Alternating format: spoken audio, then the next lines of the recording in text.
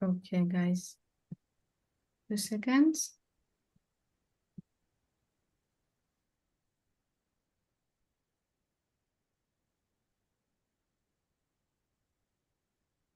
Okay. Hello, good evening. Welcome to the Hebrew speaking community of Three Principles. We're going to be speaking in English today, and we're going to have subtitles later. The Three Principles Hebrew community is a part of the 3PGC, the Three Principles Global Community that is committed to bringing the understanding of Sydney Banks to the world. Today we have with us Omar Ben Musa. Omar is a transformational coach and speaker on a mission to elevate suffering and take every human soul on earth through the inside-out transformation for a better, fulfilling, loving experience of life. He's also the CEO and founder of Towhid Mentoring Academy, Ltd., the host of Towhid Spiritual Unity of the Three Principles webinar series, Insightful Sharing from the Inside Out podcast, and the co-host of the Essence of Change podcast with Dr. Keith Blevins. His online training programs, seminars, and podcasts are a source of inspiration and transformation for hundreds of individuals and spiritual seekers of all faiths around the globe. We're very excited to have you with us today. Very grateful for you to accept our invitation and be with us at this gentle time. Jenny. Thank you. So good to be here. I really appreciate that you're coming, that you're willing to have a conversation. And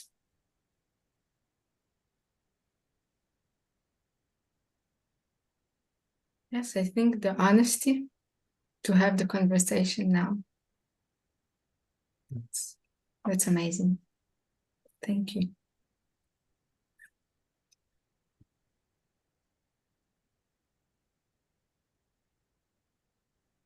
I thought I will ask you a question.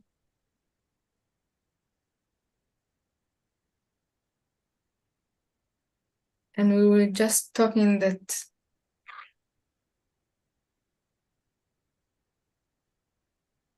I will just ask the question. Where do you think hate is coming from? Hate, wars.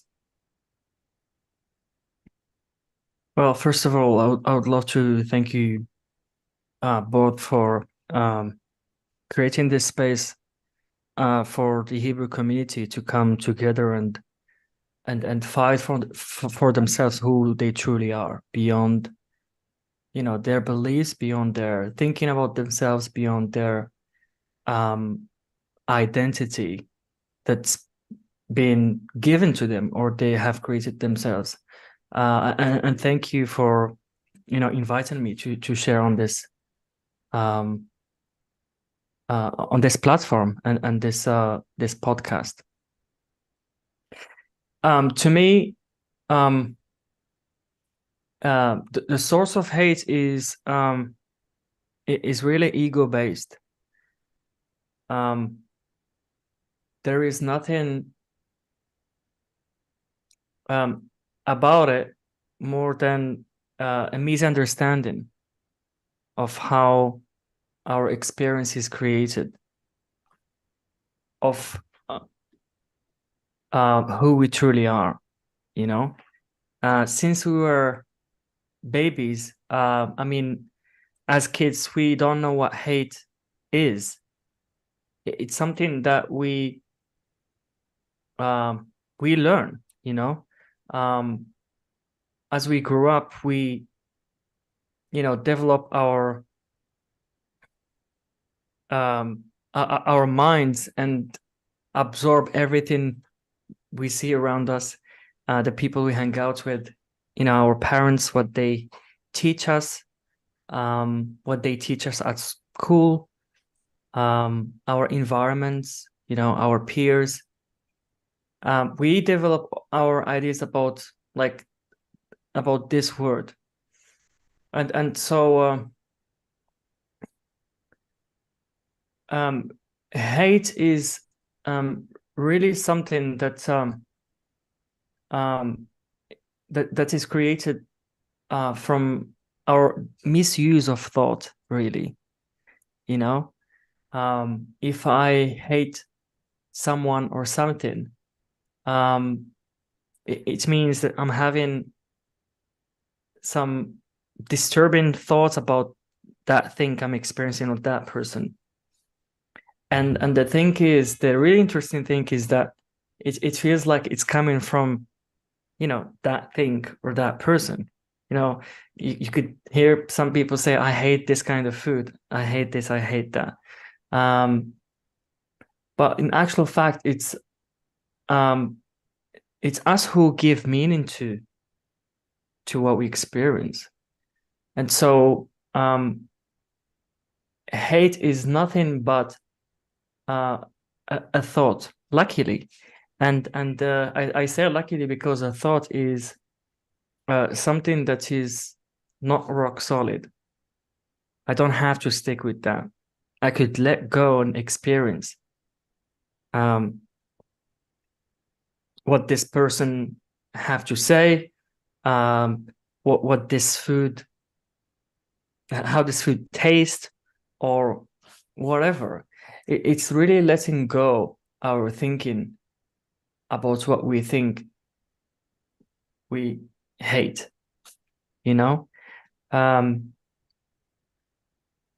something that I found interesting is really challenging our thinking about something, the more we challenge our thinking, the more we allow ourselves to experience life fully from who we truly are. Be in alignment with everyone and everything. Be in that space of peace and love and joy. When I allow myself to to drop my ego, I'm just there with whatever it is I'm doing, and the interesting thing about that is that the more we do this, and we used to do this as kids, like every day, but at some point we lost our innocence. And now, as adults, we're trying to get back to that innocence again, that innocence of a child that is not judging a person from their skin color or their religion or their jobs or whatever, like when I'm with another human being from a place of love and without judgment, I'm allowing myself to feel more nurturing feelings that will uplift my spirit, that will make me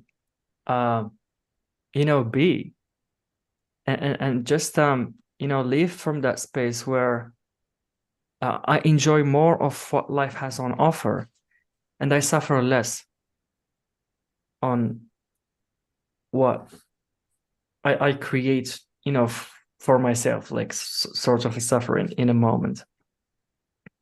So yeah, I think I'll stop here, and I'll give it over to you.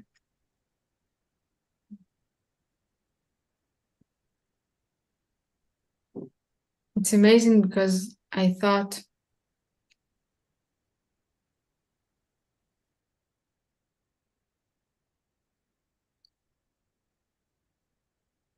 somebody asked me clarity of mind or compassion.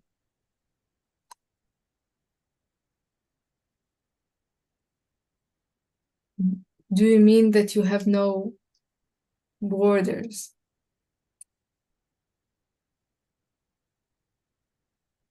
And I said something and I thought I will discuss it with you. I said, if somebody is in a really low mood and he's in front of me, and I will compare a really low mood, like somebody that is feeling horrible right now, and he's sneezing and coughing, and just came out to me, and he's sneezing on me. Yeah. And I said, I'm not sure. I think that if I will be in a clear state of mind, I will move away from the sneezing person. Yeah.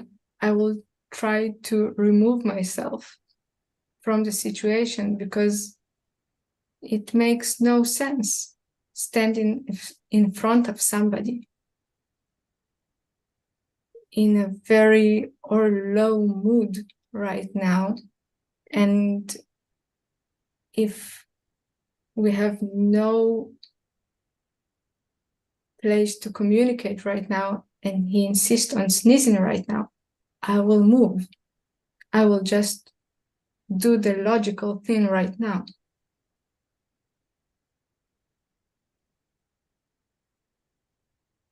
And I wanted to ask you, does it make sense?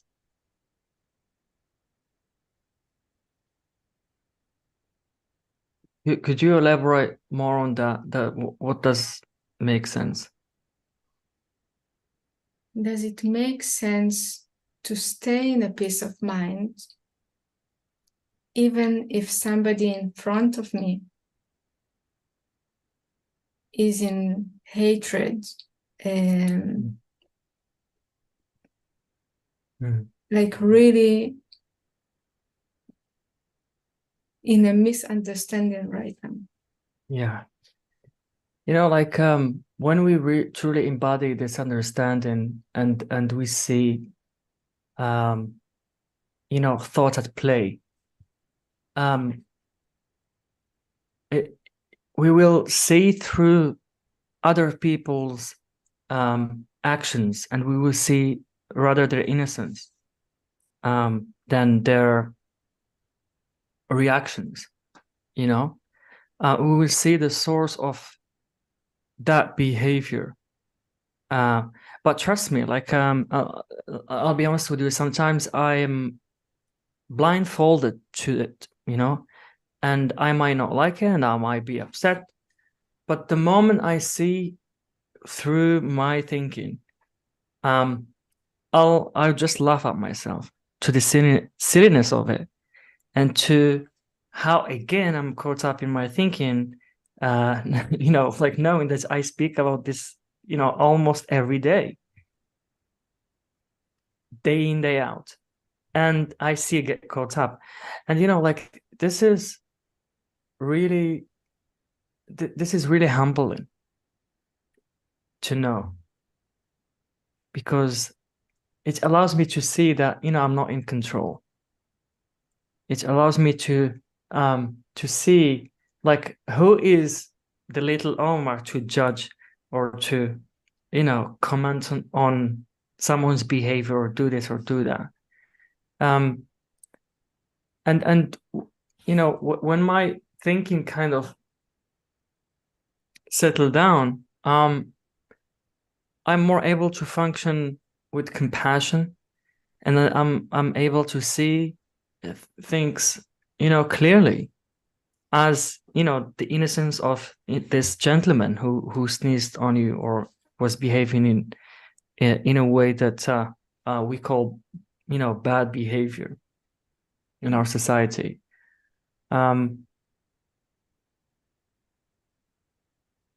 Yeah.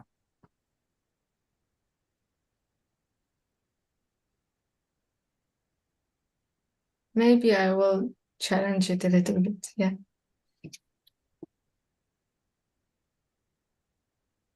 Can we be both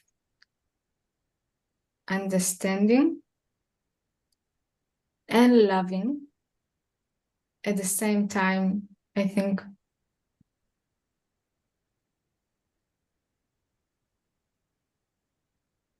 can we do the same? Can we do both? It's the same thing. It's the same space, Jenny. It's just a different name for the same thing.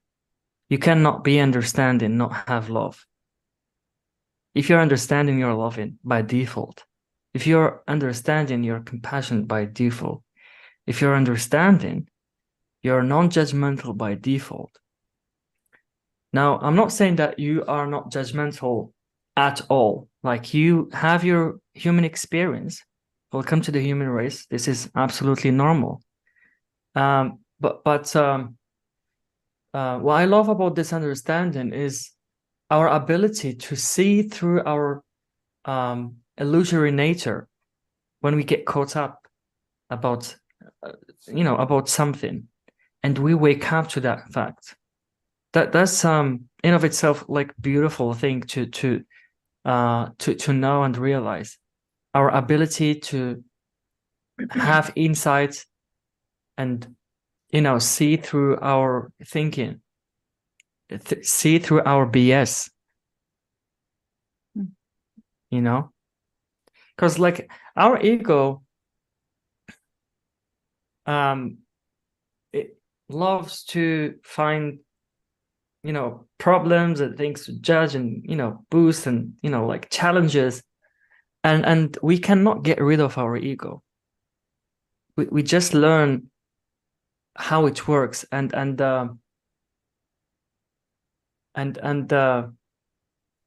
not really feed it, not really engage with it, so we can be more of who we truly are in the society, with the with our loved ones and with people in general. I can definitely see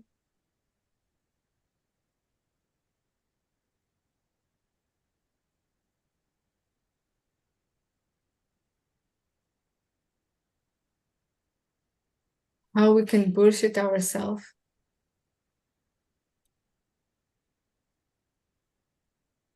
from fear. Yeah.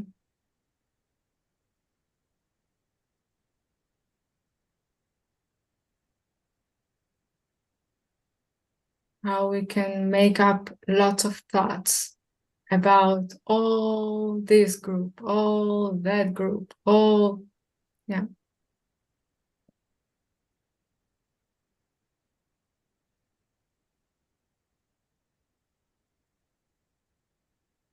Our ego loves to identify. And this is what's tricky. When we identify with something, we lose sight. And it creates chaos in the world and between people. When we identify with what is temporary, and what is temporary, including our thinking has an expiry date. It's temporary. It's an illusion. The word of form, everything in it is temporary. When I identify with what is temporary, I'm not really seeing it.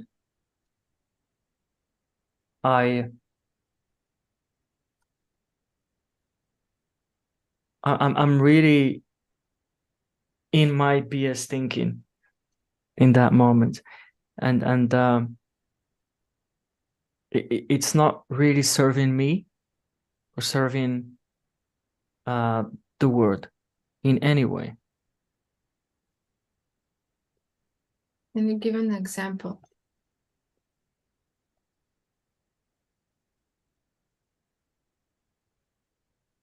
For example, identify myself with a team, a football team. We like I don't know about you guys, but like in Morocco and in England, where I used to live, people love football, and so some people are ready to do some some crazy stuff for their teams, not in a loving way, but from an ego perspective, like hate on someone else from another team, bully someone else because they're not supporting the same team. So I am making myself identify with something that is not my true self. So I am less compassionate, less understanding. I love football, and I love a specific team here in Casablanca. But we have like 2 teams in Casablanca, and when the other team is playing with another team from another country, like I'm supporting that team, even like we don't not like each other, but we are like always Rooting. like yeah, Rooting. yes. And so and there are some people like this is what struck me with this understanding. Like before, I was not like that. I used to like maybe have friends from the other team, but like have when they're playing with another team, like I want them to lose, let's say. Now I don't really mind. I love watching this game.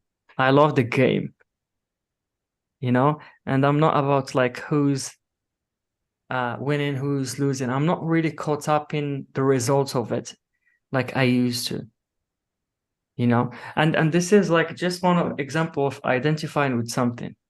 Now I could identify with my country. I could identify myself with I don't know, like a specific group. But we are beyond that, like when we identify ourselves with a certain thing, we are not really living life from our true potential. Like we are literally limiting ourselves because we are beyond our identity that that we give to ourselves in this world. It was really beautiful. You just said that this misunderstanding of I will bully somebody because I love something that I identify with. Yeah. And you pointed so beautifully. I'm doing not love because of love.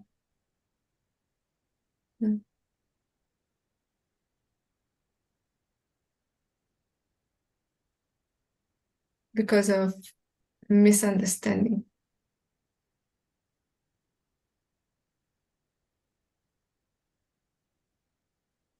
Thank you. It was beautiful. I'm doing a zoom out a minute because I feel that we all, the 3 of us that are sitting here, we understand what we're talking about. We're in the zone. We are fully engaging in a conversation about something that seems very, very clear to us. Very clear. Where in the past it may have been, we have been blind to. And when Jenny asked you, Omar, where does hate come from? And you shared about, it seems like the hate is coming from the thing that we hate, or the something, let's say this, like it seems that we are hating because of this. This is making me hate. And we're talking about thinking about this the illusion of that there's something in between here and there, and the thing that we are putting so much effort and emphasis, and it seems really legit, like it seems really important to put all that effort about this. And what we're pointing to is that it's not this that's causing us to feel the way we feel.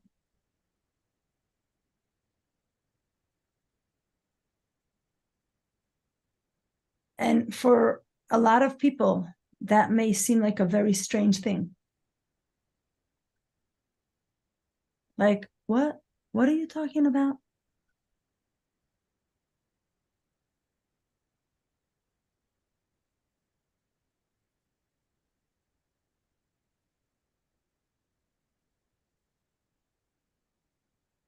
It's really freeing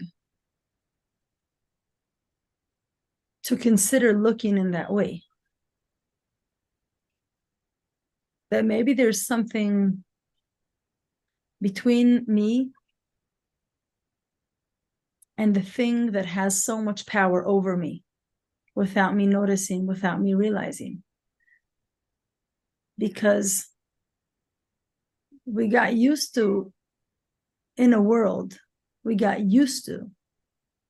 have a habit of taking on ourselves things that others do around us. Like you said, like we grow up and people think a certain way, and it's like, oh yeah, it makes sense. You know, they do that. They don't seem like they're suffering so much. Yeah, it's normal to feel bad.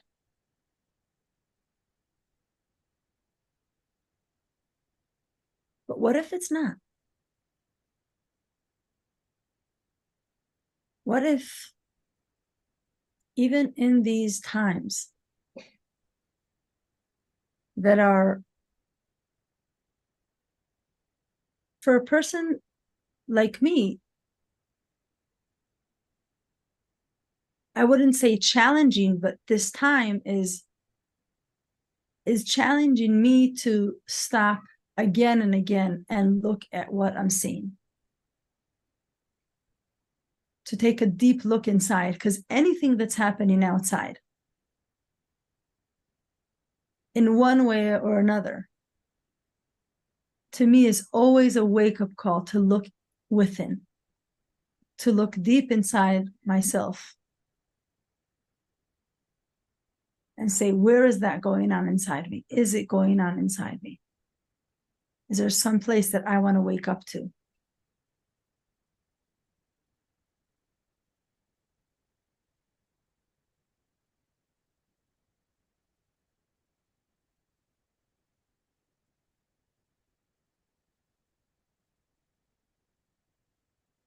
And I really feel like the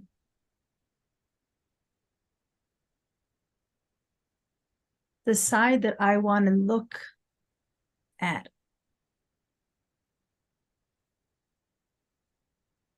is what's behind both sides. What's behind what everyone feels? What makes someone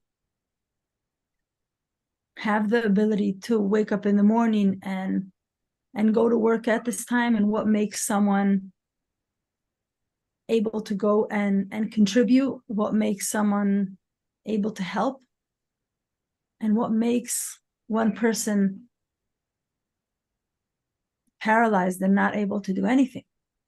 To me, what's behind that, what's behind the human experience, is really what we're looking at here.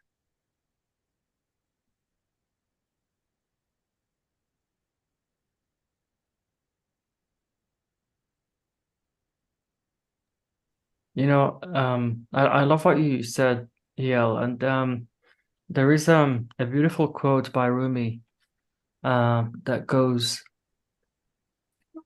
beyond wrongdoing and right doing, there is a field. I'll meet you there. And you know, like most of us don't really know of the existence of that field, because we are always in our head and our mind, you know. We live in this world as if it's something to deal with. We really go from one thought to another thought to another, non-stop. And you know, like, you know, Sydney Banks used to say it's the space between a thought and another, you know, that we're talking about. It's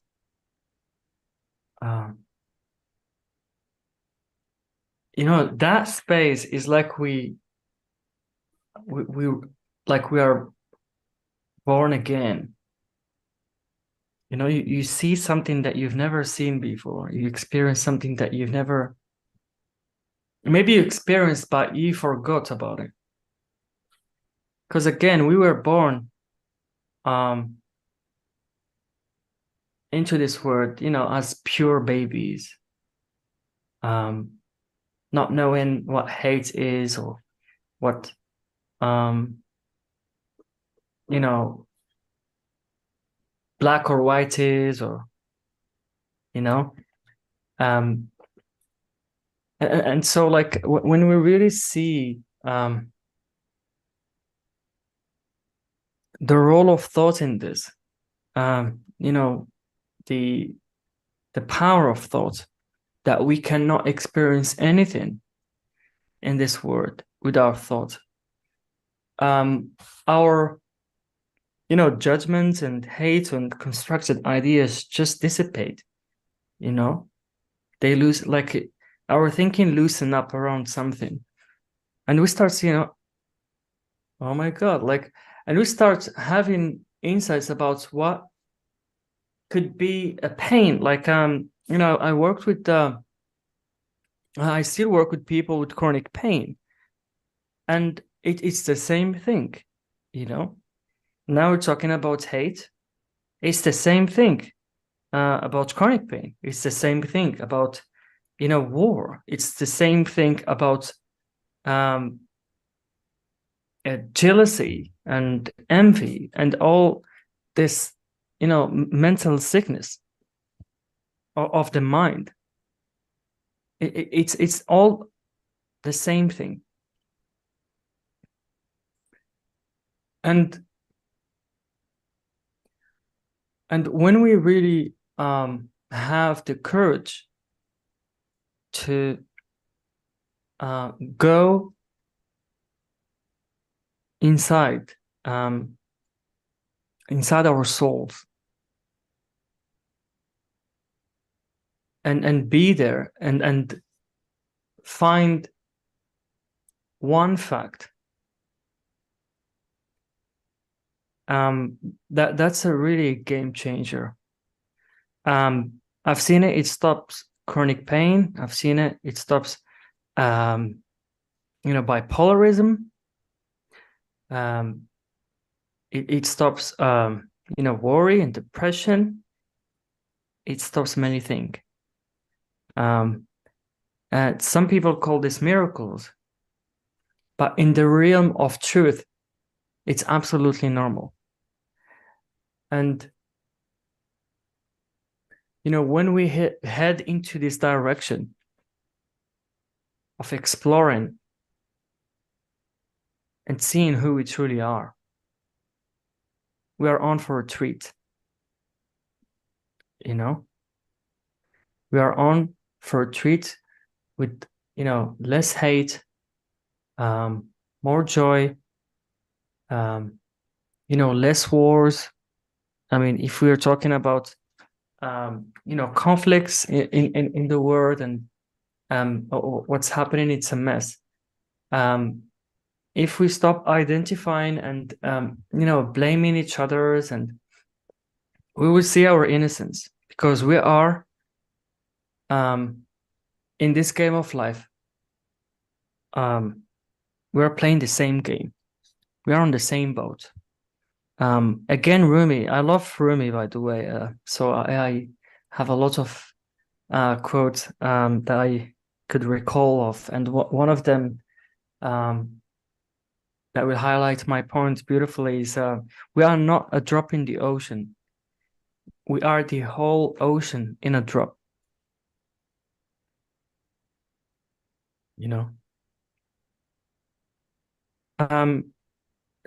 Something that I shared before, and that I wanted to bring up again. It's a quote by Muji, and it will really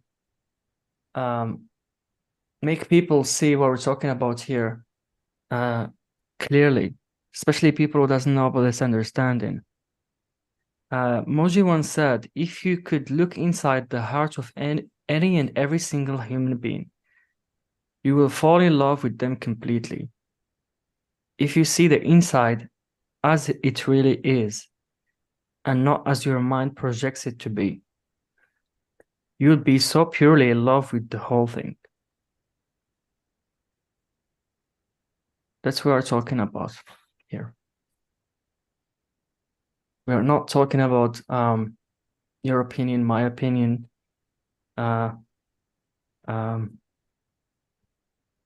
none of that.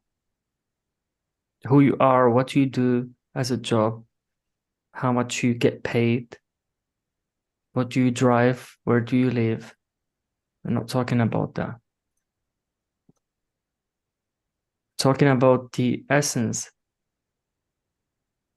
of you as a human being having an experience of life. And if you see a glimpse of that, everything that you might have or not have, you will enjoy more. It will be, life will be like a game to play to have more fun. And if I have more of that, it's fine. If I don't, it's completely fine. It cannot really affect anything in me. When we do engage with, what we thrive to be, or and somehow we face some challenges, we get attached to the outcome, and thus we feel drained, burnout, stress, anxiety, have chronic pain, you name it. It's again a misunderstanding of how the mind works, or forgetting who we truly are at our core. Because at our core, we are a pure loving soul, living together in this life without borders,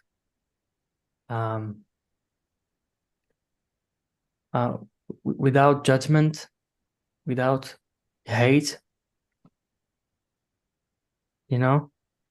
I recorded a podcast with Keith that I'm going to share soon about the beginning of a new paradigm, like how it's going to change the world, and it's changing the world right now. And yeah, we did this to honor the 50th anniversary of Sydney Bank's enlightening experience in Salt Spring Island. So it's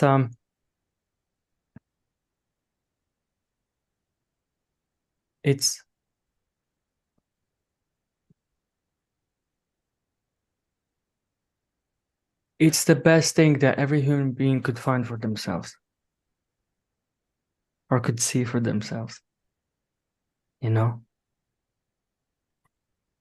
something that I've read 2 weeks ago on a show I was doing about finding inner peace in time of crisis and war.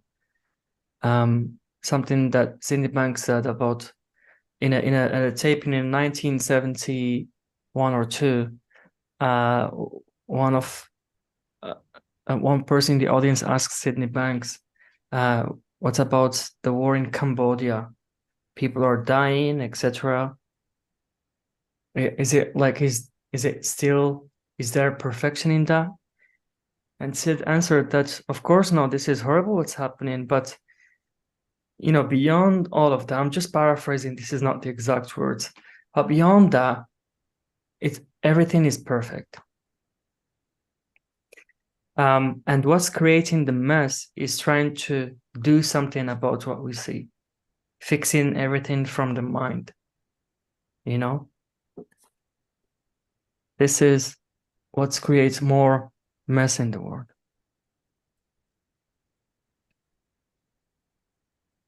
Thank you. It brings me back to sneezing. Are you gonna sneeze? I'm going Yeah. to get ready for you because I'm wearing earbuds. And somebody asked me, Jenny, but if I will be in love and in peace,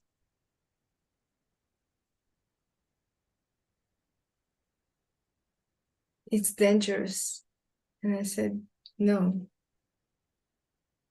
Maybe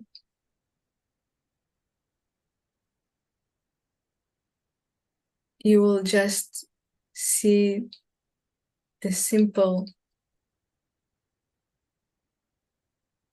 common sense, even when somebody is sneezing. It will be clear. It will be behind thoughts. Yeah. It sounds like I think Marina Galan was talking about, or I don't remember who, that when something is dangerous,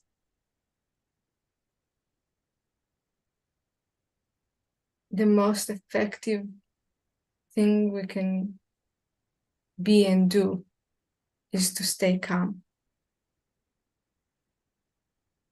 Especially now.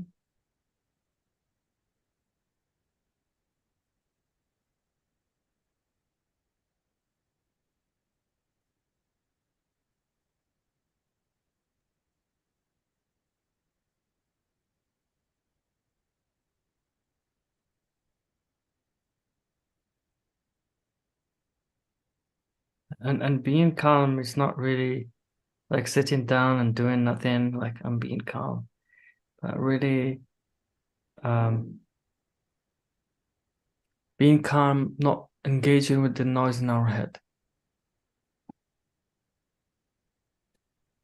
What's gonna happen in the world? When this gonna stop? This and that. Like it's absolutely human to get caught up in this, but we really suffer. We suffer needlessly when we do. But when we disengage with what is temporary and not true, and we engage with what is true, who we truly are, we come back to sanity again. You know, we start enjoying the things that we used to enjoy, and enjoy things that we, you know, never thought that we're gonna enjoy.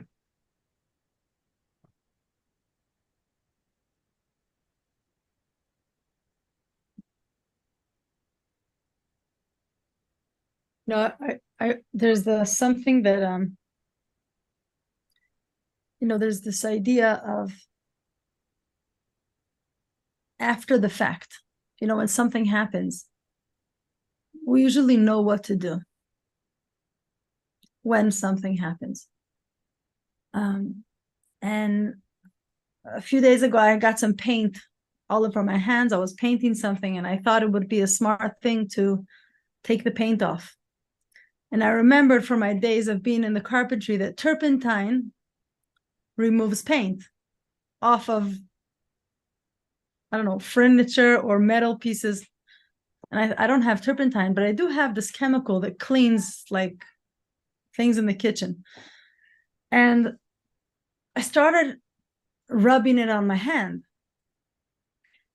I didn't think about the surface. I didn't think that the paint was on the surface of my hand and that it would harm the surface. And after a few rubs, it hit me. I don't think this is so smart. So I stopped. A couple hours later, my hands swelled up. And I thought, wow, this looks like a burn, like a chemical burn. Okay, I know what to do. Put on the cream, I put on the powder. And a few days later, my friends saw me and they said, oh, what happened to your hand? Why do you have such a big Band-Aid on your hand? And I said, oh, I took this thing and I tried to clean the paint. And they're like, are you crazy? Like, what's wrong with you? And then for a moment, I started thinking, like, that is a really stupid thing to do. What was I thinking? What was I thinking? That is a really, like, but that's a thought that I thought 4 days later. Not at the moment, not after I knew how to take care of it. And then a friend said, you know, I don't even think you need to wrap it anymore. You should just let it air out. I said, I could try that. And it started healing very quickly. Less than a week later, a burn that looks like 4 degree burns is healing. But till someone told me that that was a stupid thing to do, I did not think that about myself. For a moment, I fooled myself and I thought, that was really stupid. But in the moment, it wasn't. For the next time. So I don't know why this story just kept on coming up, but it just,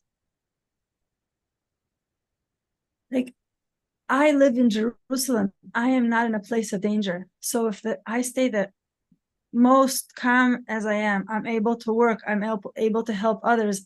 And when I got so calm and I took care of everything I need and the people around me and the people that I work with, I was like, I have more time to volunteer. Oh, where can I do that? But I couldn't do it for the first 4 weeks. Now I can do that. Oh, okay, I have more time. But if I would think in the first days, where can I volunteer? I wouldn't be any use to anyone around me. You were here 3 days. I was volunteering. I could, and I think that it's so beautiful that that even though I know that there's some people that are like, even, you know, family members, like, you're too aware or you have too much awareness. I'm like, I think it gives me clarity in life. It's not too much awareness. I'm not all the time, I am aware. I'm just in life. Mm.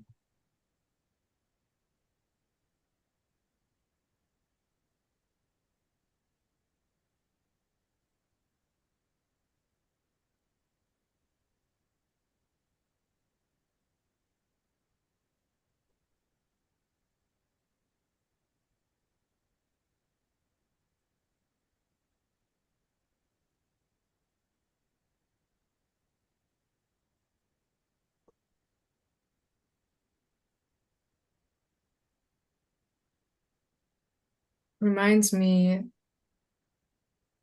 of giving birth.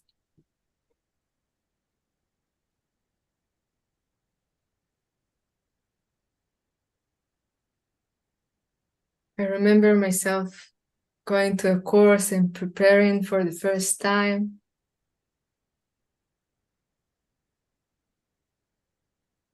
And the midwife, I think, she said,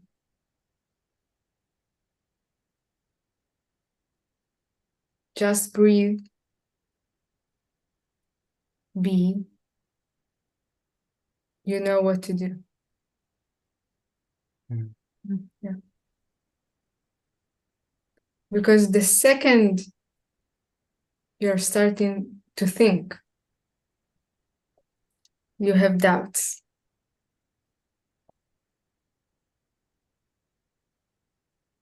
Can I do it?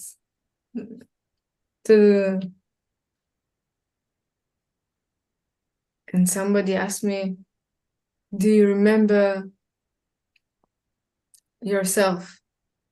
And I said,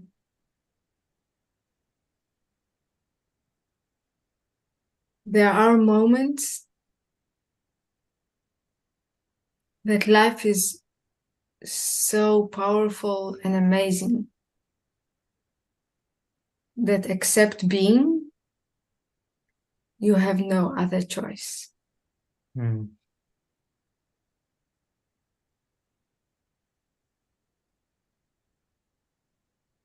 Yeah. But when the midwife told me while I was giving birth, like the last push, she said, push and let go. And I said, what? And she said, push and let go. And I was looking at her and I said, I don't understand. And she said, oh no, don't understand. Breathe. Because if you will try to combine duality in your mind of camera. Again, camera. I will leave myself without camera. Of push and let go.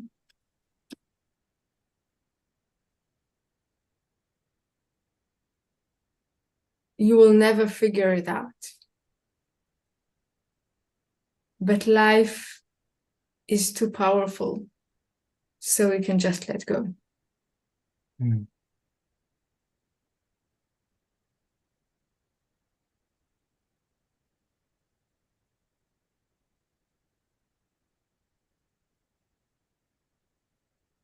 I think we may be at birth.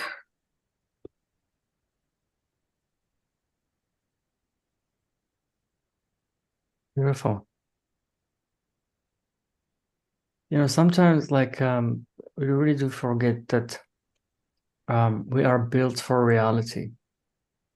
We don't know what's gonna happen in any situation until we are there, and we handle that, wherever that is. We always handle it, you know. And before that experience, that we think that, oh my God, if this happened, if that happened, we have a lot of doubts. Like, we're just being human beings, you know. But our true potential always rises to the surface. Like, this is just a little example of, you know, doing the show with Harry, or by myself now. Harry is not my co-host anymore. He's doing other things. I have sometimes fear how I'm going to do it.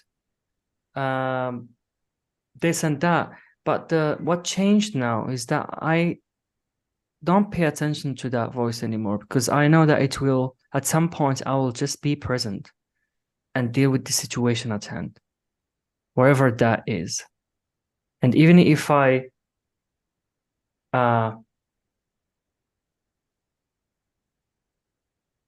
don't do it well, it's fine. Life goes on, you know.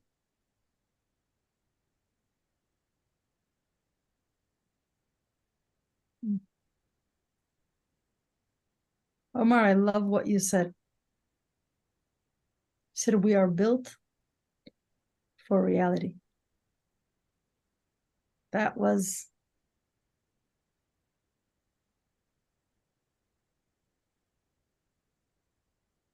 Like we are not built to live in a computer game. We can play it. But this is what it is. We have the ability to go into a game and to do whatever we want there. And hopefully when it doesn't feel good anymore, we have the ability to come back to reality. Yeah. But we're built for that. We are made for that. That's just beautiful.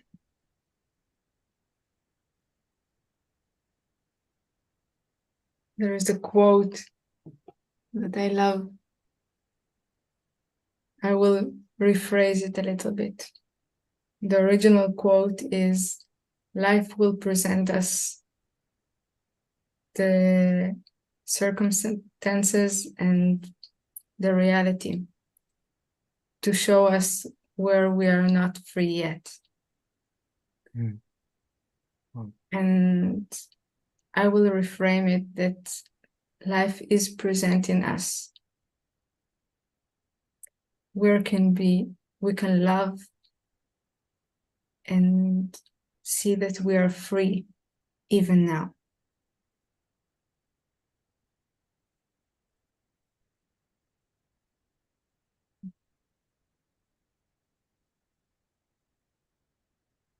Wow. I love it. That's beautiful. Thank you for sharing, Jenny. Thank you, Omar. Thank you, Yael. Thank you. Omar, we really appreciate you coming and being with us today. And hopefully this will bring inspiration, insight, and just a little more love to the world. Well, thank you both for inviting me and creating this beautiful space for your community.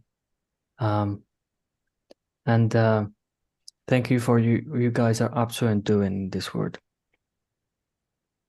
Really appreciate it.